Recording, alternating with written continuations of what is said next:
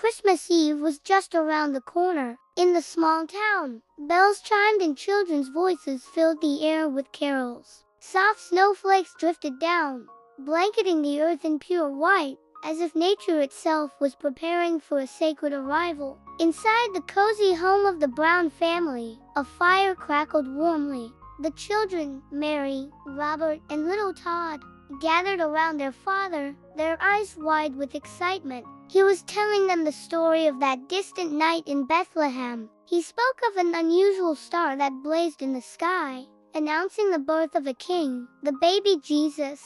He described the angels, the shepherds, and the wise men who followed that heavenly light on their long journey. Mary's eyes shone with wonder. "Dad," she whispered, "does that star still shine today?" He smiled warmly. "Yes, my dear, its light can still be seen by those who look with their hearts." A little later, as their mother joined them, she said softly, "Maybe we could try to follow that star ourselves."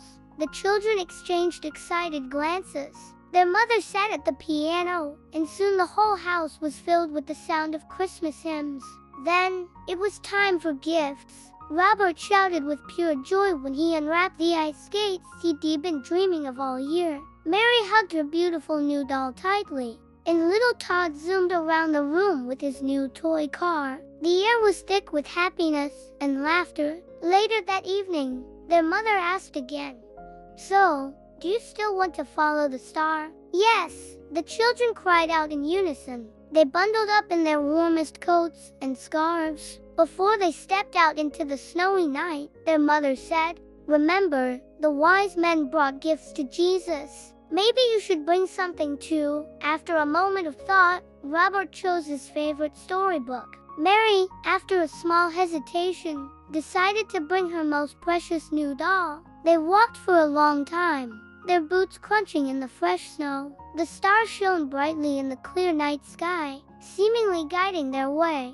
They left the town lights behind and came to a frozen lake. On its shore, almost hidden in the trees, stood a small, run-down cabin with a faint light flickering in the window. "Look," Mary whispered, pointing. "The stars right above that little house." With a gentle knock, they entered. The air inside was cold and thin. A woman, clearly ill, lay on a simple bed.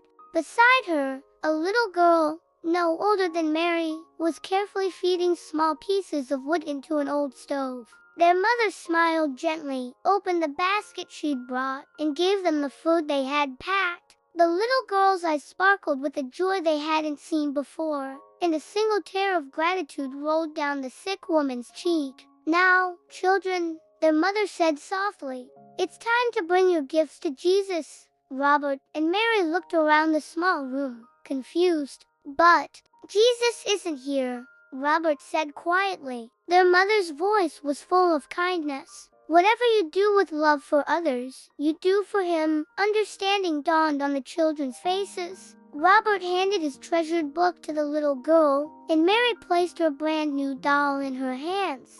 The girl clutched the gifts to her chest as if they were the greatest treasure in the world. As they walked home under the brilliant night sky, the Star of Bethlehem seemed to shine even brighter above them. "Today, you found Jesus," their mother told them, her arm around their shoulders, "because he lives wherever there is love, mercy, and care." And in that moment, the children felt it too. It seemed that the light of the star wasn't just in the sky anymore. It was glowing brightly within their own hearts, filling them with a warmth that had nothing to do with the fireplace waiting for them at home. Thank you for watching. If this story touched your heart, please like, share, and subscribe for more content that warms the soul. Merry Christmas!